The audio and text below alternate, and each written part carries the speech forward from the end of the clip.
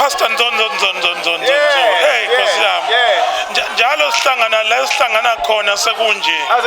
Sekujatshulile. Osukwini namhlanje sihlangene ngokuzobungaza impilo kaSifiso umfokancwane obesendimeni yozomculo igospel. Njengomuntu osemsakazweni osezakhele igama nobe sebenzisana kakhulu namaciko afana nabo oSifiso Ncwane senze umsakazo usebenza ngegospel kuphela. Singakanani isikhala ezivulekile njengoba uSifiso Ncwane engasekho kule minyaka engekho manje? Angibingelele umbukeli njengamanje ngibingelawe emsakazi. Ngifuna ukusho ukuthi isikhala ezivulekile sikhulu ngendlela emangalisayo. In a way ukuthi we still miss him.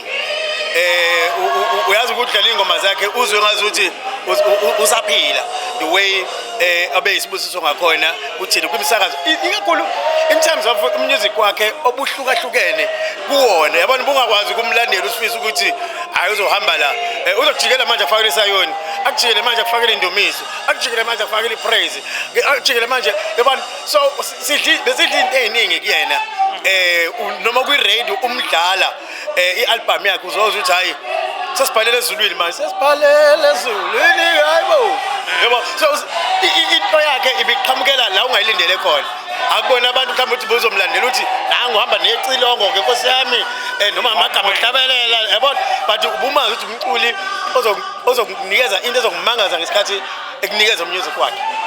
Hawu mhlawumbe mawubheka njengamanje kubaculi abakhona osondela kakhulu enyathelweni zakhe ngabe ubani? Umuntu osondelayo uJumbo nabo oAyana Ntanzi abantu engibezwayo ukuthi no bayithinta lento bayibuyisa lento ukuthi bakwazi ukuthi umculo wabo ulayisha izinto eziningi. Yeah. Baveze nokuyithoba nenhliziyo enhle kaSifiso Ncwane mhlambe kubaculi laba bakhona ukhona osondelayo nangalapho.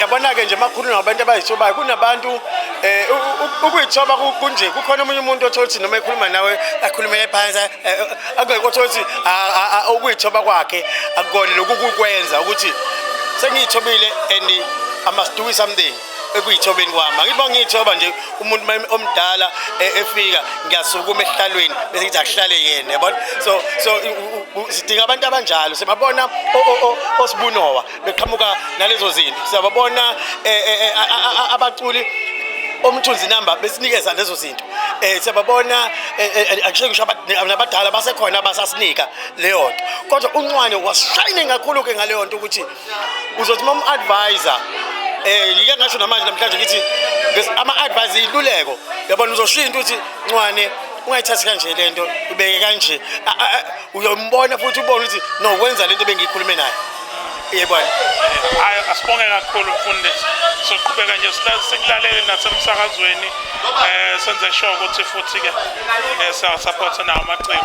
Sibonga kakhulu kuAyanda sibonga kakhulu Ncwane communication sibonga umcimbi nokuthi lolu suku lakho lokuzalwa sibona undodana wakhe ethatha le golden mic besikade silindile ukuthi ubani kwaNcwane uNkulunkulu azosivusela yona. Siyabonga ukuthi ke leso sikhathi umfana omncane unikezwe le golden mic and we are trusting God ukuthi ngaso sonke isikhathi uzomphumelelisa amgcwalise ngamandla amgcwalise ngomoya wakhe oyingcwele kanjalo noma Ayanda Ncwane siyabonga ukuthi all this time ube faithful wahlala wakhulisa abantwana bakhe kunzima bedlula kuma storms bedlula kuyikhathele bezinzima even uSincwane saphile bebhala emaphepheni kukhulunywa ngawo kabi kwenzeka izonke izinto ama attacks kade bebhekana nawo ku social media nakonke ama platforms but wakwazi umuntu wesifazana ukuba strong. She was very strong woman of God and we pray for her ukuthi uNkulunkulu amkhuphule namanje ukuthi obani bathena emhlabeni uNkulunkulu amgcinele nesizukulwane futhi esizayo.